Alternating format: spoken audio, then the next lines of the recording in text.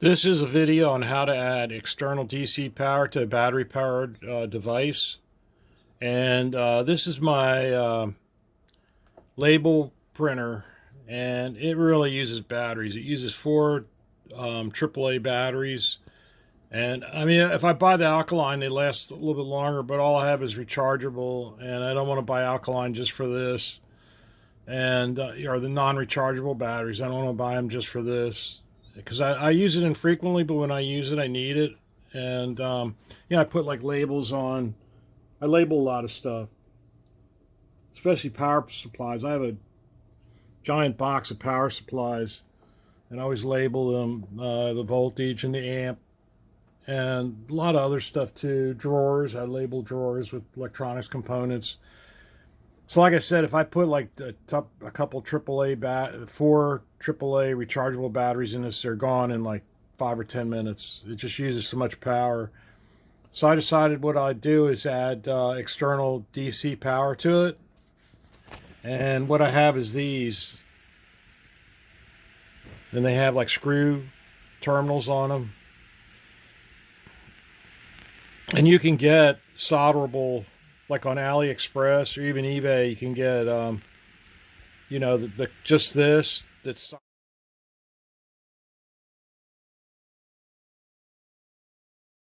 solderable. It has a connector, it screws on the end, a barrel connector. So basically, this is what I did. One thing you have to do is figure out how these work, and of course it has the batteries inside. It's got two on the bottom and two on the top, but it's also got this little lever right here, and that goes in and pushes in on. When the lever closes, it activates that switch, which tells it the lid's on. So you can't run this with the back unless you stick with the back off, unless you stick something in there. So what's also going to help from switching this to battery to a DC power supply is to draw like a little schematic like this, like I have here. And basically, so these are the two bottom batteries, these are the two top batteries, and this right here is a mistake I made. So it's not connected right there. So basically what I did is I put my multimeter on ohms, and then select the continuity test.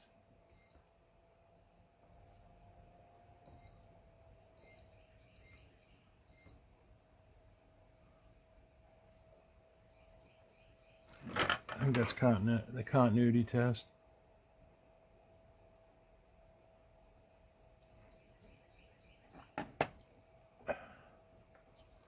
So what you want to do is you got to probe all the contacts. So there's going to be four contacts. There's going to be these two lower and then these two upper.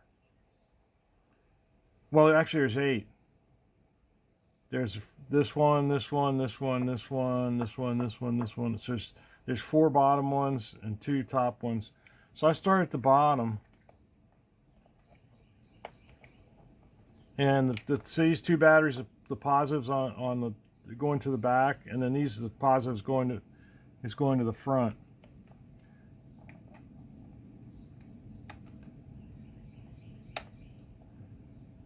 So this one's showing the continuity. So what it's doing is the positive is going to the back of the top negative. So it's going from here to here. And then the bottom one is the positive's going from here to here.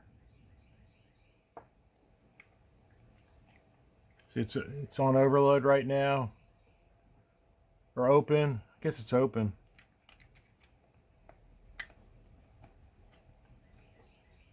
See, now it's showing continuity. So then the negative of this, which is the back one back here, the negative of the bottom one goes to the top.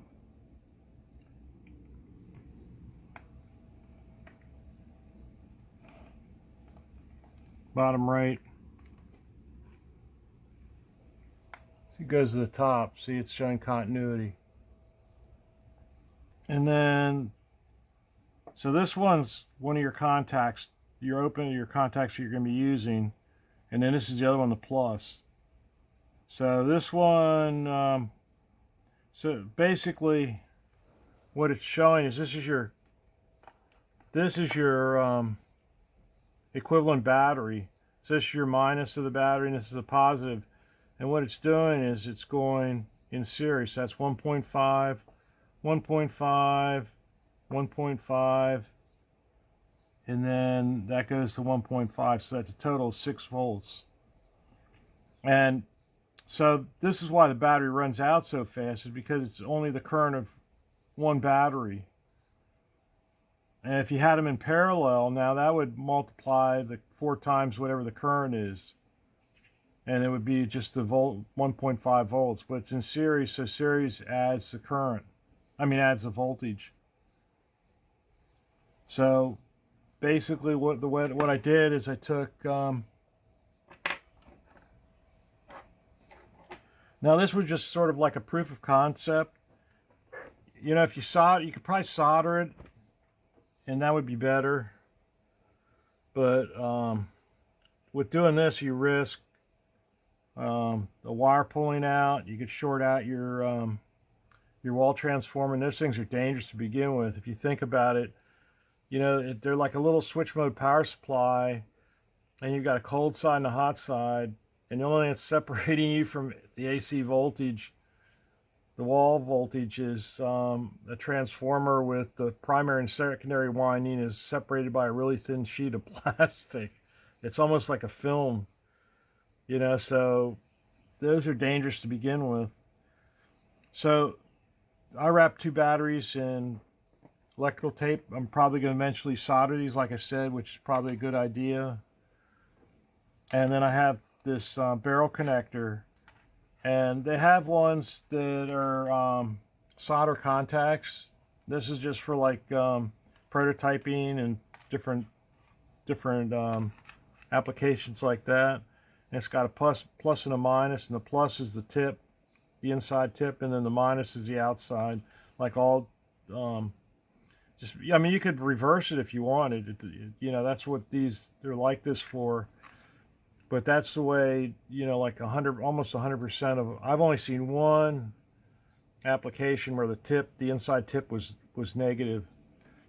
So you can, you know, all kinds of laptop power supplies and everything. They're always the tip is always positive. So we got our minus is down here, and our positive is up here. So what we're going to do is stick this wire in here like this. See if I have the minus. Yep.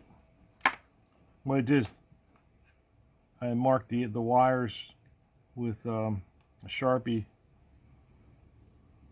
So we're going to put this down here like this, and then jam this battery in. Hold that in place. And then we're going to do the same for the top, because our positive is the top battery. See, the batteries are backwards on the top. So our positive is going to be, oh, you know what? I also drilled a hole in the case, in the cover, so I can just put the wires through.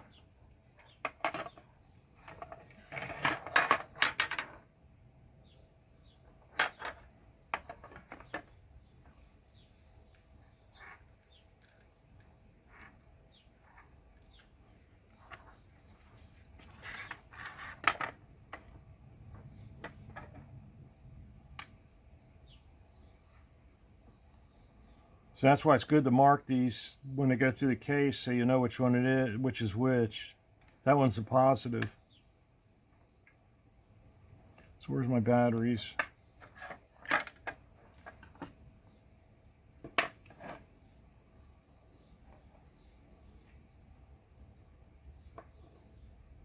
So this one's negative. So jam that down there. And then this one's positive. This one's going to be a little more complicated. Well, not complicated, it's a little more difficult to get it right because there's no battery, but you can always put a battery in there as a slug. Make sure you tape it though. Okay, let's see if that works. So I'm going to plug my USB.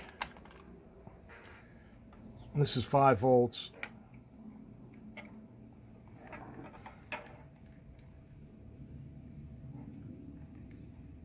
And there it is. So it's powered up right now from the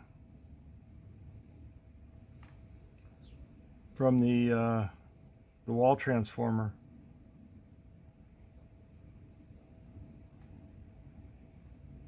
And like I said, you know, this is okay to do it, but if you pull one of those wires out, you could damage this. You could cause a short, fire. It could be bodily dangerous. Yeah, so it's probably good to solder these.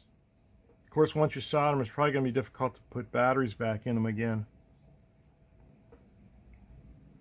Well, that's it. Over and out.